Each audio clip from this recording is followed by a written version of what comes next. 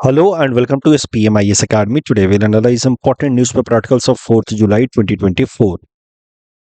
Please note you can download the PDF version of today's newspaper analysis by clicking the link given in the comment section. This is the list of the topics that we will be covering from today's newspaper. The first article is about India-UK relations under Labour Party rule in the UK. This topic is important from our syllabus GS Paper 2 International Relations point of view. थोड़ा सा समझ लेते हैं UK, great Britain और England, इनके बीच में अंतर क्या है, क्योंकि कभी कभार थोड़ा बहुत कंफ्यूजन हो जाता है इन तीनों टर्म्स को लेकर के। देखिए, अगर आप यूरोप देखें तो यूरोप का ये है मेनलैंड यूरोप का कोस्ट है, और फिर यहाँ पे हैं दो आइलैंड्स जिनको कलेक्टिवली कहा जाता है ब्रिटिश आइल्स, और इन ब्रिटिश आइल्स और मेनलैंड यूरोप के बीच में एक वाटर बॉडी है जिसका नाम है इंग्लिश चैनल। इस साइड में है इंग्लिश चैनल के फ्रांस, और दूसरे साइड में दो आइलैंड्स हैं, collectively they are known as British Isles. इन दोनों आइलैंड्स का अलग अलग नाम है। ये जो लार्जर वन आप देख रहे हैं इसका नाम है ग्रेट ब्रिटेन, और जो स्मॉलर वन है जिसको ग्रीन कलर से हमने दिखाया है उसका नाम है आयरलैंड। तो British Isles is set of two islands and they are separated by English Channel from mainland Europe, और mainland Europe साइड में है फिर फ्रांस, जिनके साथ ये वाटर बॉडी ब्रिटिश चैनल को शेयर करते हैं। तो ये दोनों आइलैंड्स का नाम अलग अलग है, ग्रेट ब्रिटेन एंड आयरलैंड। अब अगर आप देखें इन दोनों आइलैंड्स के ऊपर तो टोटल 5 देश बसे हुए हैं। इंग्लैंड, अगर ग्रेट ब्रिटेन के ऊपर देखें तो इंग्लैंड है, स्कॉटलैंड है, वेल्स, 3 देश तो हो गए ग्रेट ब्रिटेन के ऊपर, ग्रेट ब्रिटेन आइलैंड के ऊपर, और 2 देश हैं ऑन दिस आयरलैंड वाला आइलैंड, नॉर्थ आयरलैंड यहाँ जो ब्लू कलर से दिखाया गया है, और रिपब्लिक ऑफ आयरलैंड जो यहाँ ग्रीन कलर से दिखाया गया है। तो मैं एक बार फिर से समराइज कर दूं, Great Britain and Ireland is name of islands collectively known as British Isles, और इन दोनों आइलैंड्स के ऊपर ओवरऑल 5 देश बसे हुए हैं। ग्रेट ब्रिटेन आइलैंड के ऊपर 3 देश और आयरलैंड के ऊपर 2 देश, north Ireland and Republic of Ireland. अब ये जो 5 देश हैं जो इन 2 आइलैंड के ऊपर बसे हुए हैं, इनमें से 4 ने मिला करके इंग्लैंड, स्कॉटलैंड, वेल्स और नॉर्थ आयरलैंड ने मिला करके एक पॉलिटिकल यूनियन बनाया है जिसका नाम है यूनाइटेड किंगडम। तो ये रेड कलर से यहाँ पे हमने दिखाया यूनाइटेड किंगडम। ये 4 देशों ने मिलकर के एक पॉलिटिकल यूनियन जैसा, मतलब है तो अलग अलग देश, वेल्स अलग देश है, स्कॉटलैंड अलग है, नॉर्थ आयरलैंड अलग है, लेकिन कई सारे फैसले ये लोग कलेक्टिव तरीके से लेते हैं। They have a common parliament UK. इसे बस समझने के लिए बता रहे हैं कैसे हमारे यहाँ पे अलग अलग स्टेट्स हैं, फिर यूनियन गवर्नमेंट है, वैसे ही there are several provincial governments, लेकिन उनके यहाँ पे थोड़ी सी रिलेटिवली ज़्यादा ऑटोनॉमी है, इसीलिए they are known as separate countries. जैसे आप देखते हैं क्रिकेट का अगर मैच हो तो इंग्लैंड अलग खेलता है, स्कॉटलैंड अलग खेलता है। England and Scotland both are part of UK, United Kingdom. So I hope now there is no confusion between the three. Great Britain is name of the island, तो it's a geographical concept. Great Britain के अलावा दूसरा island का नाम है Ireland. Great Britain के ऊपर जो सबसे महत्वपूर्ण देश बसा हुआ है वो है इंग्लैंड, और England along with Scotland, Wales and North Ireland मिला करके एक पॉलिटिकल यूनियन बनाता है जिसका नाम है यूनाइटेड किंगडम। तो एक पॉलिटिकल यूनियन ये हो गया यूके, और दूसरा अपना रिपब्लिक ऑफ आयरलैंड है जो ग्रीन कलर से यहाँ पे दिखाया गया है। अब आ जाते हैं करंट डेवलपमेंट पे। Current development is associated with election going on in UK. UK के लिए पार्लियामेंट्री इलेक्शंस आज से शुरू हुए हैं। तो यूके के पार्लियामेंट के बारे में जरा देख लेते हैं। यूके का पार्लियामेंट भारत की तरह ही बाई कैमरल लेजिस्लेचर है, मतलब 2 हाउसेस हैं। जैसे हमारे यहाँ पे लोकसभा है, उनके यहाँ पे हाउस ऑफ कॉमन्स है। उसमें 650 सीटें हैं, 650 एमपी है, और वहाँ पे भी election first past the post system से ही होता है। यानी कि जिस कॉन्स्टिट्यूएंसी में जिस मेंबर को सबसे ज़्यादा वोट मिल गया, चाहे वो मेजॉरिटी वोट ना भी हो, तब भी that member gets elected, first past the post system. 650 सीटों में से सबसे ज़्यादा सीटें इंग्लैंड के पास हैं, क्योंकि सबसे बड़ा देश भी तो इंग्लैंड ही है यूके के अंदर। फिर बाकी सबके पास कम सीटें हैं। और ये जो हाउस ऑफ कॉमन है, this is the primary legislative body, main कानून बनाने वाली बॉडी है।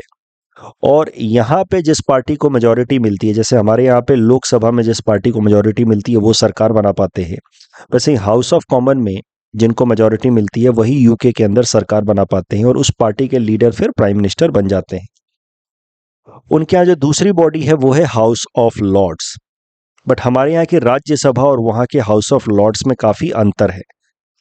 हमारे यहाँ पे Rajya Sabha is an elected body, though not directly elected, indirectly elected, but elected body है। ये जो हाउस ऑफ लॉर्ड है इट इज अनइलेक्टेड बॉडी। इसमें ज़्यादातर पोजिशंस हेरिडेटरी पोजिशन है, और राज्यसभा के पास कई सारे कंकरेंट पावर्स हैं विथ रिस्पेक्ट टू लोकसभा। कुछ मामलों में लोकसभा के एक्स्ट्रा ऑर्डिनरी पावर्स हैं with respect to Rajya Sabha, but Rajya Sabha के कुछ मामलों में लोकसभा के तुलना में ज़्यादा पावर्स हैं, क्योंकि राज्यसभा हमारे यहाँ पे कही जाती है काउंसिल ऑफ स्टेट्स, जिसका मेन ड्यूटी है to protect the interest of the states, protect the federal political structure of the country.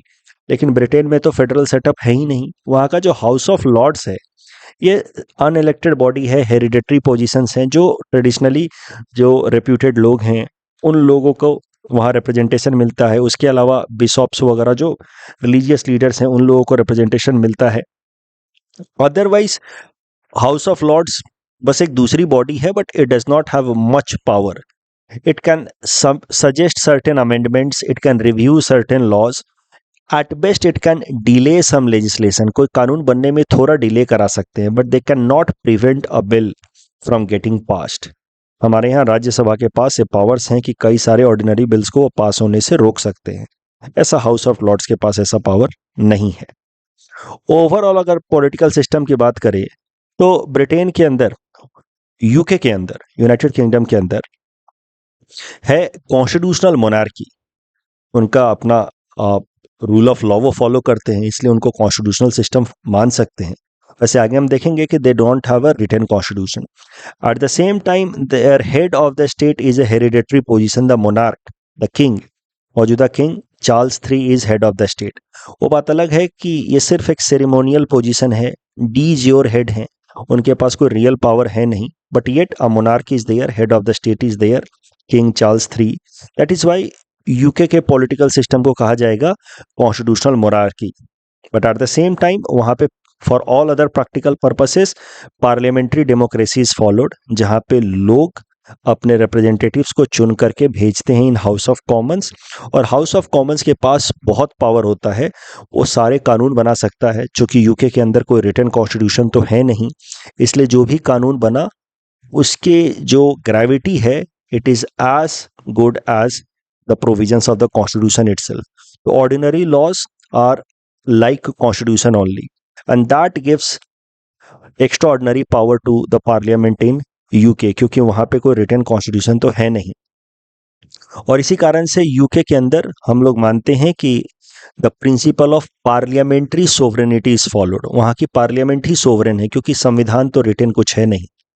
Bharat के अंदर अगर बात की जाए तो वी हैव कॉन्स्टिट्यूशनल सोवरेनिटी, हमारे यहाँ पे संविधान सोवरेन है। Even parliament is subservient to the constitution. संविधान में जो बातें लिखी हैं उससे पार्लियामेंट बाउंड है, गाइडेड है। कई सारी ऐसी बातें हैं संविधान के अंदर जिसको पार्लियामेंट बदल नहीं सकता, जिनको हम लोग कहते हैं basic structure of the constitution. तो ये सब कुछ सिमिलैरिटी हैं, जैसे दोनों ही देशों में पार्लियामेंट्री फॉर्म ऑफ गवर्नमेंट है, जो लोकसभा हमारे यहाँ और वहाँ पे हाउस ऑफ कॉमन्स है, वहाँ पे जो मेजॉरिटी पार्टी होगी उसको सरकार बनाने का हक है। दोनों ही जगह पे कलेक्टिव रिस्पॉन्सिबिलिटी है एग्जीक्यूटिव्स की towards the representatives of the people. ये सब कुछ सिमिलैरिटी है, बट काफ़ी डिससिमिलैरिटी भी है। We are republican state, our head of the state that is president is elected by the people, though not directly. वो मोनार्की फॉलो करते हैं, कॉन्स्टिट्यूशनल मोनार्की। हमारे यहाँ पे कॉन्स्टिट्यूशनल सोवरेनिटी है, ब्रिटेन के अंदर पार्लियामेंट्री सोवरेनिटी है। बट हमारे भी head of the state that is president is D jure head या सेरेमोनियल हेड। उनके भी जो हेड ऑफ द स्टेट हैं वैसे तो मोनार्क हैं, बट डी ज्योर हेड ही है, ceremonial head, don't have real powers. अब करंट कॉन्टेक्स्ट पे आते हैं। जैसा कि मैंने आपको बताया, ब्रिटेन के यूके के अंदर इलेक्शंस शुरू हुए हैं आज, और वहां पे जो मौजूदा रूलिंग पार्टी है वो है कंजर्वेटिव पार्टी, और प्राइम मिनिस्टर है ऋषि सुनक।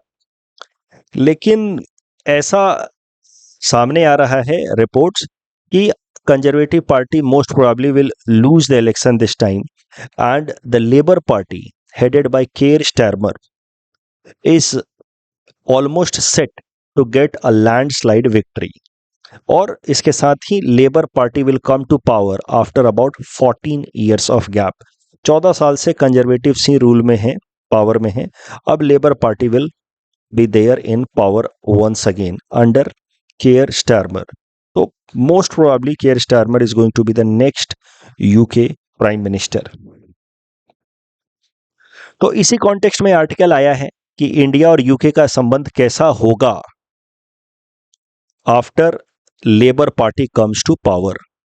देखिए, लेबर पार्टी जब जब पावर में रही है तब यूके के साथ हमारे संबंध कोई बहुत अच्छे रहे नहीं है। We had turbulent relations in the past whenever Labour Party was there in the power.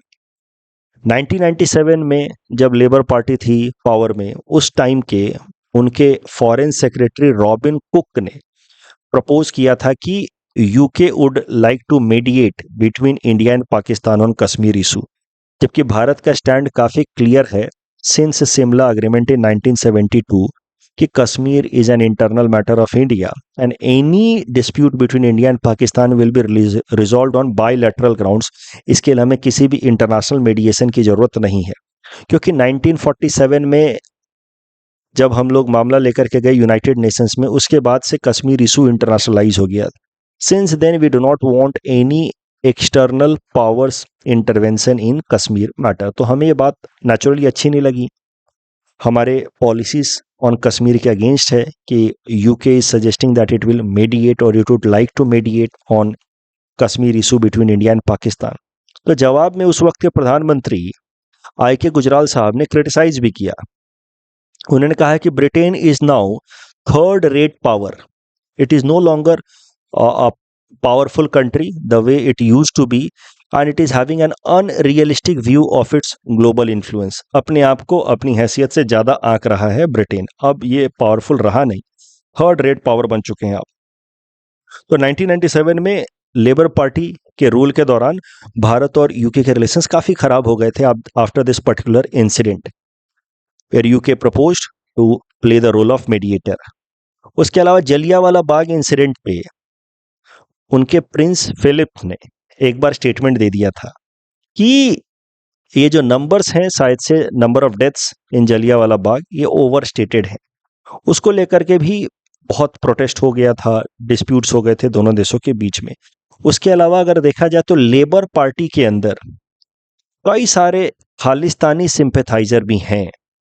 तो अगर लेबर पार्टी पावर में आती है तो कनाडा वाला थोड़ा ट्यून आप मान सकते हैं कि यूके से भी सुनने को मिलेगा, जहां खालिस्तानी सिंपैथी सुनने को मिल सकता है फ्रॉम देयर गवर्नमेंट। ये सब कुछ भारत के कंसर्न है। But at the same time ये बात भी सही है कि लेबर पार्टी अब काफी हद तक बदल चुकी है। ये आर्टिकल एक लिखा सी राजा मोहन साहब ने हाल फिलहाल में, उसमें उन्होंने कहा कि now Labour Party is also adopting approach of progressive realism, जहां पे वो ज्यादा प्रैक्टिकल हो रही है, रियलिस्टिक हो रही है। और अभी लेबर पार्टी भी अगर पावर में आएगी तो वो भी यूके का संबंध जो भारत के साथ है उसके महत्व को समझेगी, क्योंकि UK has now exit out of European Union, Brexit तो कर चुके हैं वो लोग। तो now UK is looking forward to have a strong economic partner, and India could be that strong economic partner, क्योंकि आप ब्रेक्सिट कर चुके हैं, यूरोपियन यूनियन से बाहर निकल चुके हैं। तो कहीं ना कहीं लेबर पार्टी जो पावर में आएगी उसको भारत का महत्व पता है और वो रियलिज्म प्रैक्टिस करते हुए, प्रोग्रेसिव आइडियाज को देखते हुए भारत के साथ जो संबंध हैं यूके के, उसको रेस्पेक्ट करेगी और ऐसे कुछ इंसिडेंट्स अब नहीं होने देगी जिसके कारण इंडिया और यूके के रिलेशंस खराब हों। But India is closely watching elections in UK और वहाँ पे जो अभी तक की सरकार रही है कंजर्वेटिव्स की, उनके दौरान इंडिया के साथ रिलेशंस अच्छे ही रहे हैं। India UK relations under Conservatives have in general been good as compared to India UK relations under Labour Party. India UK relations under Conservatives हमेशा इंप्रूव ही हुए हैं क्योंकि कंजर्वेटिव्स पुराने कॉलोनियल टाइम्स की बातों को नहीं निकालते, पाकिस्तान इशू, कश्मीर मुद्दे, इन सब की चर्चा नहीं करते। Conservatives always have been more realistic and more progressive. जैसे इंडो पैसिफिक कोऑपरेशन की बात करेंगे, ट्रेड की बात करेंगे, but they would not engage into unnecessary historical roots which might create some differences for India. ये कश्मीर वाला मुद्दा क्यों उठाया इन्होंने? क्योंकि इनको लगता है अभी भी लेबर पार्टी को कि हम लोग तो आपको रूल करते थे, तो चलो मैं बताता हूं आपको कि कश्मीर किसके पास होना चाहिए, क्योंकि इंडिया और पाकिस्तान दोनों को तो हम ही रूल कर रहे थे ना। तो ये कश्मीर वाले मामले में दे wanted to play the role of mediator. This reflects their supremacy mindset कि since we have been your colonial power, so we will tell you कि how this matter should be resolved। जबकि ऐसा कंजर्वेटिव पार्टी कभी नहीं करती। They have buried the old colonial time mindset and they look towards India as a partner on equal footing। इसी कारण से conservatives के अंदर रिलेशनशिप अच्छे रहते हैं। लेबर पार्टी के साथ हमारे पास्ट में रिलेशंस थोड़े से अच्छे नहीं रहे। Now Labour Party is all set to return to power and let's see how India UK relations pans out in coming months. इस टॉपिक के बेसिस पे ये प्रीलिम्स प्रैक्टिस क्वेश्चन हमने आपको दे रखा है। Please attempt this question and submit the answer in the comment section. Bharat और Britain के अंदर जो पार्लियामेंट्री सिस्टम है गवर्नमेंट का, उसमें क्या क्या अंतर है, उस पे यूपीएससी ने पिछले साल ही मेंस में प्रश्न पूछा था। Compare and contrast British and Indian approaches to the parliamentary sovereignty. दोनों में ही डेमोक्रेसी फॉलो होती है, पार्लियामेंट्री डेमोक्रेसी फॉलो होती है, ऐसे आप शुरुआत कर सकते हैं। लेकिन ब्रिटेन और भारत के जो पार्लियामेंट्री सिस्टम है, उनके काम काज करने के तरीके में काफ़ी अंतर है। वहाँ पे पार्लियामेंट्री सुप्रीमेसी है या पार्लियामेंट्री सोवरेनिटी है, जबकि भारत के अंदर कॉन्स्टिट्यूशनल सोवरेनिटी है। वहाँ पे जुडिशियल रिव्यू का कॉन्सेप्ट नहीं हो सकता। जुडिशियल रिव्यू का concept and overturning the parliaments decision is not possible, क्योंकि वहाँ पे यूके की parliament is sovereign and its decision cannot be overridden or reviewed by the judiciary। तो judiciary simply follows the concept of procedure established by law। लेकिन Indian judiciary में judicial review का concept है and judiciary can strike down even a law passed by the parliament on the ground that it is violating some structure, basic structure of the constitution और essence of the constitution. Bharat के अंदर federal structure है, जबकि UK के अंदर unitary structure है। तो federal structure होने के कारण इंडिया का जो पार्लियामेंट है उसके पावर या ज्यूरिडिक्शन कुछ हद तक लिमिटेड है, जबकि यूके का जो पार्लियामेंट है उसके पावर इनडिविजिबल हैं, कंप्लीटली सेंट्रलाइज्ड हैं। संविधान को अमेंड करने का पूरा पूरा पावर है यूके पार्लियामेंट के पास, क्योंकि उनका कोई रिटन कॉन्स्टिट्यूशन है ही नहीं। So what ever law is passed by the UK parliament is having the gravity of constitution itself, जबकि भारत में ऐसा नहीं है। भारत में संविधान को अमेंड करने के लिए जो प्रोसेस है वो तो काफ़ी पहले आप कह सकते हैं रिजिड है। उसके अलावा पार्लियामेंट के ऊपर लिमिटेशन है of basic structure doctrine. Fundamental right का कॉन्सेप्ट ऐसे वेल डिफाइंड अलग से नहीं है यूके के अंदर, क्योंकि संविधान ही नहीं लिखा है। लिखा हुआ जब है ही नहीं तो फंडामेंटल राइट्स कैसे होगा? जबकि भारत के अंदर part 3 of the constitution clearly mentions fundamental rights of the individual which is a limitation over the power of the parliament. Parliament can not infringe these fundamental rights.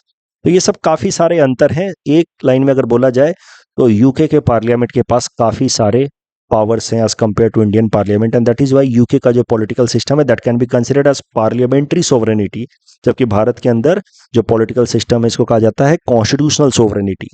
But कुछ similarity भी हैं, जैसे दोनों ही जगहों पे जो एग्जीक्यूटिव्स हैं they are accountable to the representatives of the people. वहाँ पे हाउस ऑफ कॉमन और हमारे यहाँ पे लोकसभा। दोनों यहाँ पे parliament is the supreme legislative body, आखिर कानून तो वहीं से बन के आता है। Parliament has financial control over executives, budget pass होता है, डिबेट होता है, डिस्कशन होता है, दोनों ही जगहों पे प्रिविलेज मोशन का कॉन्सेप्ट है। तो ये सब कुछ सिमिलैरिटी भी है। तो इस तरीके से हमने कंपेयर भी कर दिया, कॉन्ट्रास्ट भी कर दिया। The next article is about planetary defence mission of which ISRO wants to be part.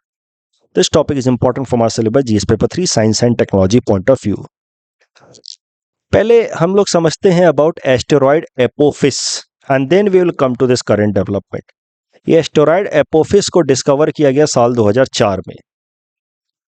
This Apophis name has been given after an ancient Egyptian god of chaos.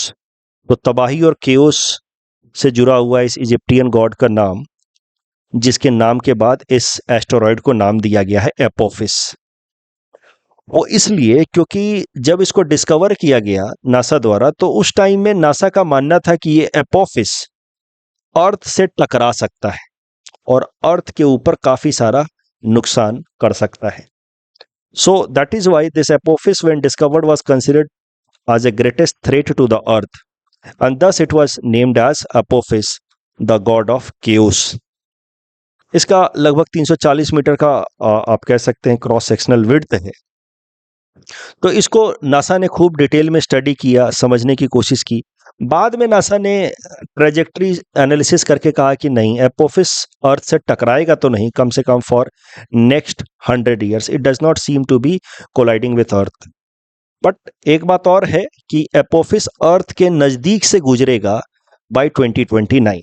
टकराएगा नहीं अगले 100 सालों तक, लेकिन अर्थ के नजदीक से गुजरेगा बाय 2029। कुछ ट्रैजेक्टरी स्टडी की नासा ने कि ये एपोफिस आएगा। पहले उनको लगा था कि टकराएगा, इसीलिए इसका नाम इतना खतरनाक दे दिया Apophis, God of chaos. But अब लगता है कि 2029 तक ये यहां से निकलेगा और बस वही करेगा।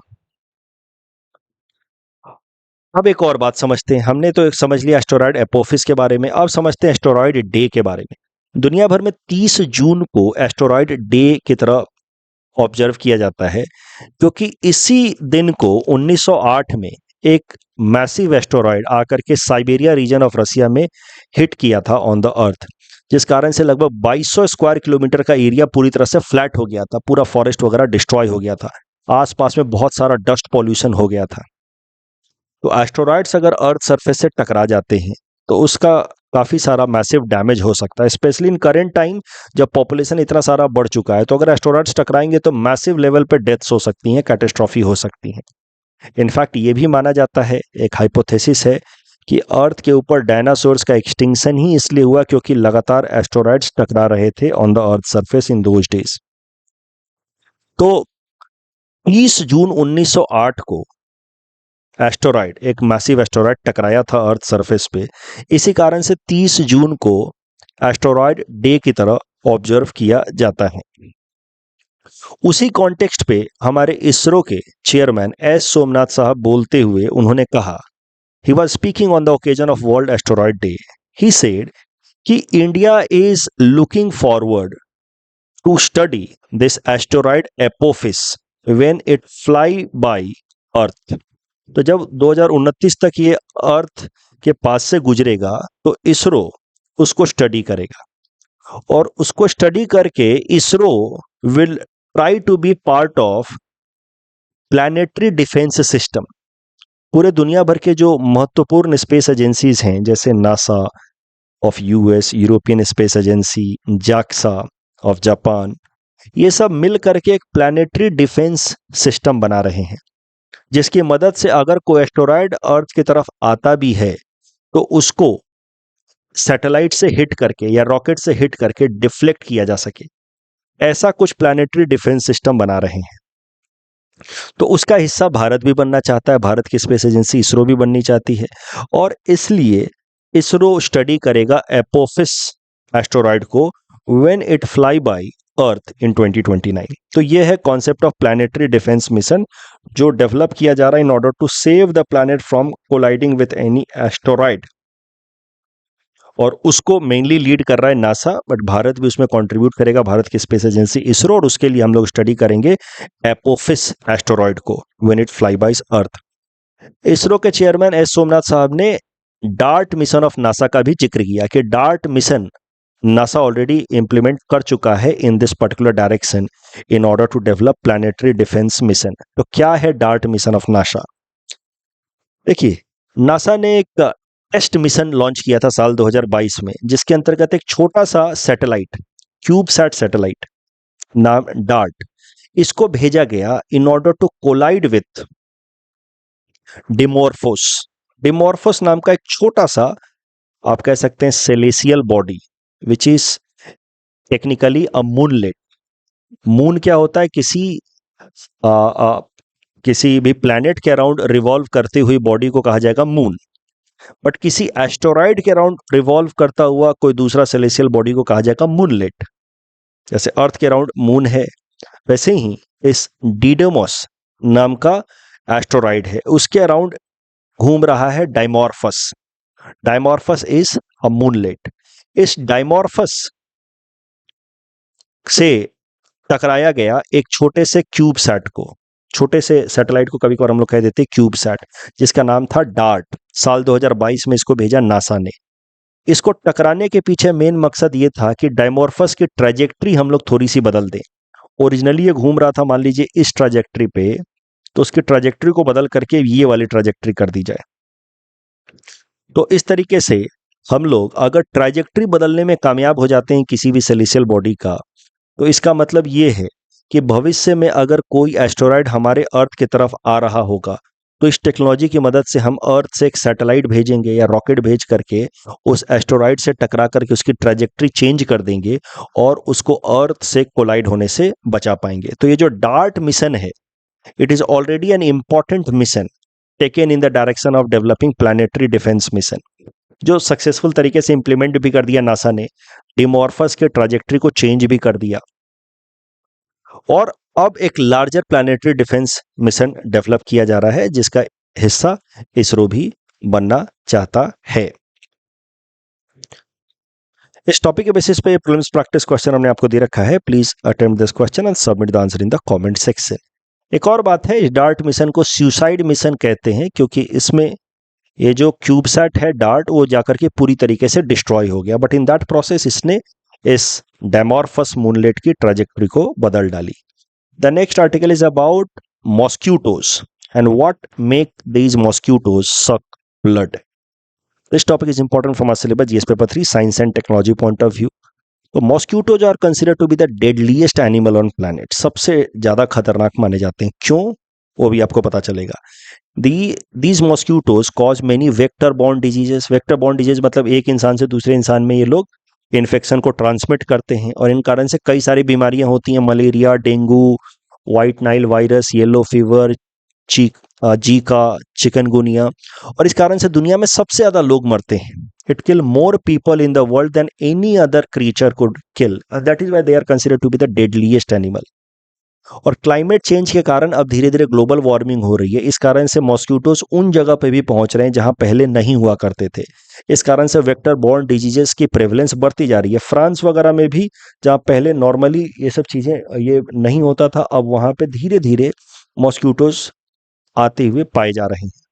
दुनिया भर में 3,500 मॉस्क्यूटोज के स्पीसीज हैं, लगभग सारे ही कॉन्टिनेंट्स पे पाए जाते हैं एक्सेप्ट अंटार्कटिका। लेकिन जिस तरीके से ग्लोबल वार्मिंग हो रही है, मॉस्क्यूटोज अंटार्कटिका में भी पहुंच ही जाएंगे। नॉर्मली मॉस्क्यूटोज ठंडे जगह पे नहीं ब्रीड करते, they need hot and humid climate to breed, तो इसीलिए they are not in Antarctica. But जिस तरीके से हो रही है ग्लोबल वार्मिंग, क्या पता वहां भी पहुंच ही जाए। अब क्या पता चला है, हाल फिलहाल में साइंटिस्ट ने स्टडी करके 2 हार्मोन्स का पता किया है, NPF hormones and RYamide hormones, RY amide and FNPF hormones. ये 2 हार्मोन्स मेनली जिम्मेदार हैं वाई मॉस्क्यूटोज सक ब्लड। जब मॉस्क्यूटोज के अंदर एनपीएफ हार्मोन रिलीज होता है, तो उनके अंदर टेंडेंसी आती है, क्रेविंग आती है ब्लड सक करने की, और जब RY अमाइड हार्मोन्स रिलीज होता है, तो उनकी ब्लड क्रेविंग टेंडेंसी सप्रेस होती है। तो ये 2 हार्मोन्स आइडेंटिफाई किए हैं साइंटिस्ट्स ने। एनपीएफ लेवल जब बढ़ता है तो ब्लड सक करने की टेंडेंसी बढ़ जाती है। आरवाई अमाइड जब बढ़ता है तो ब्लड सक करने की टेंडेंसी जो है वो घट जाती है। अब इसको स्टडी करके फायदा क्या होगा? Why this matters? क्योंकि साइंटिस्ट का मानना है कि अब ये दो जो हार्मोन्स हमने समझ लिया है, तो इनकी मदद से हम कुछ ऐसे पेस्टिसाइड्स डेवलप कर सकते हैं जो मॉस्किटोस के अंदर एनपीएफ हार्मोन को घटाए और आरवाई अमाइड हार्मोन्स को बढ़ाए। और इससे कैसा है, फ्यूचर में ऐसे मॉस्किटोज भी बनाए जा सकते हैं जो ब्लड सक करे ही नहीं, और उससे कैसा है, या बहुत कम करे, उससे कैसा है, वेक्टर बॉर्न डिजीजेस को घटाया जा सकता है। मॉस्किटोज के बाइट के से रिलेटेड या मॉस्किटोज बाइट को कर्ब करने से रिलेटेड जो टेक्नोलॉजीज हैं अभी दुनिया में, उसके बेसिस पे एक सवाल पूछा गया था यूपीएससी साल 2023 के प्रीलिम्स में, वॉल-बासिया मेथड, जिसमें मॉस्किटोज को ऐसे चेंज कर दिया जाता है उनके जेनेटिक्स को कि वो बीमारियां फैला ना पाए। तो वॉल-बासिया मेथड्स पे सवाल आया था, हो सकता है आने वाले टाइम में इस हार्मोन्स के ऊपर भी प्रश्न आ जाए। Next topic is about AI, artificial intelligence washing. This topic could be important from prelims point of view. देखिए, एआई वॉशिंग एक टर्म हाल फिलहाल में ज्यादा न्यूज में आ रहा है। इसके हिसाब से क्या हो रहा है कि कई सारी ऐसी कंपनियां हैं जो फॉल्सली अपने प्रोडक्ट को बड़ा सोफिस्टिकेटेड दिखा रही हैं कि इट इज एआई पावर्ड। आजकल कुछ भी देखो, टीवी खरीदना है तो बोल रहे हैं this is AI powered TV, AC खरीदने जा रहे हो बोल रहे हैं एआई पावर्ड एसी। मतलब कुछ भी बेसिक से टेक्नोलॉजी लगा करके बोल रहे हैं AI powered. So this is false claim, deceptive promotional practice. इस तरह की एक्टिविटीज को कहा जा रहा है एआई वॉशिंग। एआई वॉशिंग जो है, this is derived from a term green washing. Green washing भी हाल फिलहाल में न्यूज में रहा है, जहां पे कंपनियां अपने प्रोडक्ट को इन्वायरमेंट फ्रेंडली दिखाती हैं, जबकि ऐसा कुछ है नहीं, बट बोलेंगे this is very environment friendly product. तो such activities have been known as green washing. अब एआई वॉशिंग, जहां पे कंपनियां अपने प्रोडक्ट को आर्टिफिशियल इंटेलिजेंट बता रही हैं, उसको कहा गया एआई वॉशिंग। ग्रीन वॉशिंग के ऊपर यूपीएससी ने साल 2022 प्रीलिम्स में यह प्रश्न पूछा था। Please attempt this question and submit the answer in the comment section. ये जो सवाल देखा था हमने बोधिसत्वस के ऊपर, तो कल मैंने आपको बताया Bodhisattvas are associated with Mahayana Buddhism. तो पहला स्टेटमेंट तो हो गया गलत, बाकी दोनों सही हैं। So the correct answer will be 2 and 3। Circular economy से रिलेटेड दोनों स्टेटमेंट सही है, और मिक्स्ड हेरिटेज साइट हमारे देश में एक ही है, Kanchenjunga national park. That's all from our side for today. Thanks for watching.